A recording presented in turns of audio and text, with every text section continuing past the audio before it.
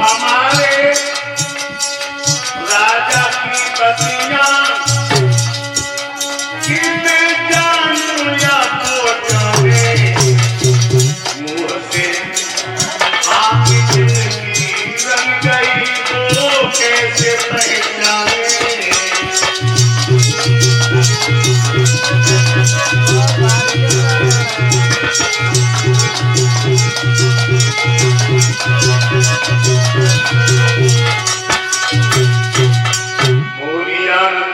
भगवान की बोलिए, संत समाज की बोलिए, भागवत महापुराण की बोलिए, गमा देवी मैया की। आदरणीय उपस्थित नौजवान साथी, आदर के प्यार करने के बच्चों, सीता अनुसुईया जैसी बहू को परत करने वाली हमारी माता एवं बहनें,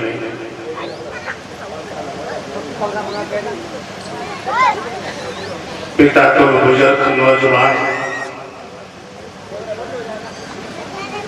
आज मां गमा देवी के दरबार में भक्त लोग ज्ञान रूपी गंगा में डूबा लगाने के लिए तत्पर है और बैठे हैं। भाइयों, अभी आप कथा श्रवण कर रहे थे, महाराज हरिश्चंद्र का पावन अध्याय। देखिए किस तरह से राजा हरिश्चंद्र ने अपनी राजधानी को छोड़ा, प्राण प्यारी तारा को लिया, बेटा रोहतास को लिया, काशी में जाकर के देखे, लेकिन धर्म से मुख नहीं मोड़ा। भाइयों, धर्म पे चलने वाले एक नहीं अनेक, एक नहीं है अनेक, और धर्म पे चलने वालों का इतिहास हमेशा साक्षी रहा। लिखा भी है कि चंद्र करे, सूरज करे, करे जगत व्यवहार, लेकिन प्रण हरिश्चंद्र का करे न सत्य। भाई, जो ये मथुरा नगरिया है, मथुरा नगरिया, इसमें राजा अहोक राज्य किया करते थे। राजा अहोक, और राजा अहोक के दो पुत्र हुए हैं, महाराज उग्रसेन और दीपक। महाराज उग्रसेन बहुत ही आदर्श राजा, प्रजा को पुत्र के समान वात्सल्य देने वाले।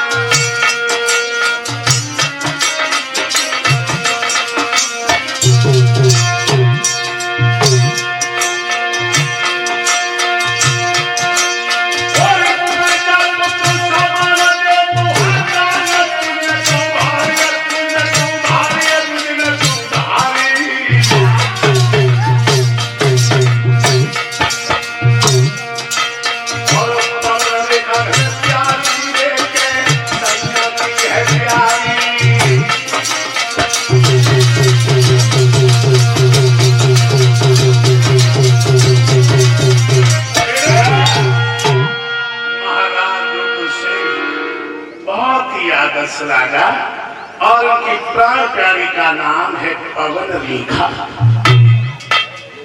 जो पवन रेखा सतियों में लिखी जाती है, सतियों में। लेकिन भाइयों, आप लोगों ने कहावत तो सुनी होगी कि अत गुरी सुनिर्धनी अत सुंदर सुबांच, कि जो ज्यादा विद्वान लोग होते हैं वो कभी धन का संग्रह नहीं करते हैं, और जो स्त्री सुंदर होती है कुदरत का नियम कि वो बांध हुआ करती है। बांध, इसका मतलब ये नहीं वो चमड़े से सुंदर हो ना, जो आत्माओं से सुंदर होती है कुदरत का नियम कि वो बांध हुआ करती है। और जो विद्वान वो कभी धन का संग्रह नहीं करता है। तुमने देखा होगा जब भट्टा पे गधाई के डालते थे तो वह एक रास्ता दिखाई दे तो भट्टा पे चट्टा पे भट्टा पे अंदाजा लगाई तो हमें गधा की उपाधि दी जाए पुजारा। अच्छा, क्यों? अभी 12 तारीख लखनऊ से लौट के आई, चंद्रपुरा में आदमी के डालने लगे, यहां से भागे कुराबी डाले। विद्वान जो होता है वो कभी धन के पीछे नहीं भागता है। महारानी पवन रेखा पतिव्रता औरत है, पतिव्रता। सुबह दिनचर्या सुध करके सबसे पहले अपने पिया के चरणों का स्पर्श करती है, उसके बाद में दैनिक कार्यों में लग जाता है। दैनिक कार्यों में अब बात आएगी तो कहिए तो आइए, और कह रहे तो आइए। तीसरे दिन हमने कथा में पूछा था, अगर यहाँ पे कथा हो रही है मैया के दरबार में और हमारी माताएं बहनें कथा सुनने के लिए तैयार है, देखे एक आधी बात संगे लेके जाती कि ना तो मैं अपने ईमान की कसम हूं मैया के दरबार में हाथ उठाया कि बताओ कौन सी देवी सुबह पैर छूटी अपने पिया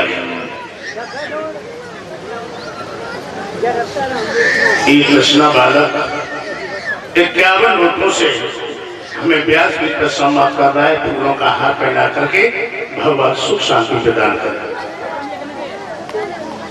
सुख बेटा अब से माला पहना करके हमें व्यास की सम्मान कर रहा, भगवान सुख शांति दे। उठाओ हाथ, देख रहे हो देवता?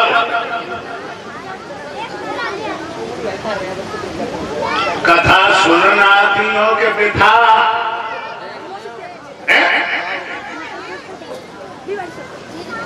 अरे झूठो ये कार वहां तो उठाए दे। मरी परे अच्छा, बहुत अच्छी बात है, पैर ना छोटी। अच्छा, एक माता हाथ उठाओ, तो नहीं खाएगा छोटी, चलो अच्छी बात है।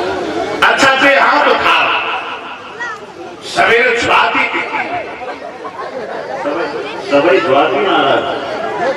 अरे तुम्हें देव तो काम करो के छुओ और के छुआ बहनाओ। कथा सुनने के लिए आई, ये ढोला नौटंकी नहीं है, चुटकुले नहीं है, ये कथा है। अगर कथा भी आई हो तो एक बात जरूर लेके जाओ, ये नई नई चुनरियां दिखेगी के ना, एक बात लेकर के जाओ, ज्यादा लेकर 7 दिन में एक बात लेकर के जाओ, फिर भी तुम्हारा यहाँ पे आना सार्थक हो जाएगा। अच्छा, आप मन ही मन में संकल्प कर लियो मैया के दरबार में कि सुबह उठ करके सास ससुर अपने प्रिया की चरणों का स्पर्श करेंगे। ठीक है, कर लियो। तुम मुड़े हराई दे। एक महारानी पवन रेखा अपने पति को परमेश्वर मान रही है, सतियों में देखी जाती, लेकिन भगवान की ऐसी लीला, महारानी पवन रेखा की कोख से किसी पुत्र ने जन्म नहीं दिया, लेकिन महाराज रुद्रसेन ने अपनी प्राण प्यार की ताना नहीं मारा कि तेरी कोख से संतान पैदा नहीं हुई, तूने मेरी वंश को दाग लगा दिया, ऐसे शब्द नहीं थे। और भाई, जिस घर में स्त्री की पूजा होती उस घर में लक्ष्मी वास करती है, और जिस घर में स्त्रियां हिचकियां दे दे के रोती उस घर से लक्ष्मी किनारा कर जाती है। कि जिस घर अंदर नारी जाति का होता सम्मान रहे, वो घर निश्चय जानो भैया केवल को स्थान रहे। जिस घर में स्त्री की पूजा होती है, महारानी पवन रेखा कभी ताना नहीं मारा कि तूने मेरे वंश को दाग लगा दिया, ऐसे शब्द नहीं कहे। एक दिन महारानी पवन रेखा आंगन में बैठी और कहने लगी, प्रभु मैंने कौन से पाप किए जो मैंने अपने जीवन में पुत्र का मुख नहीं देखा।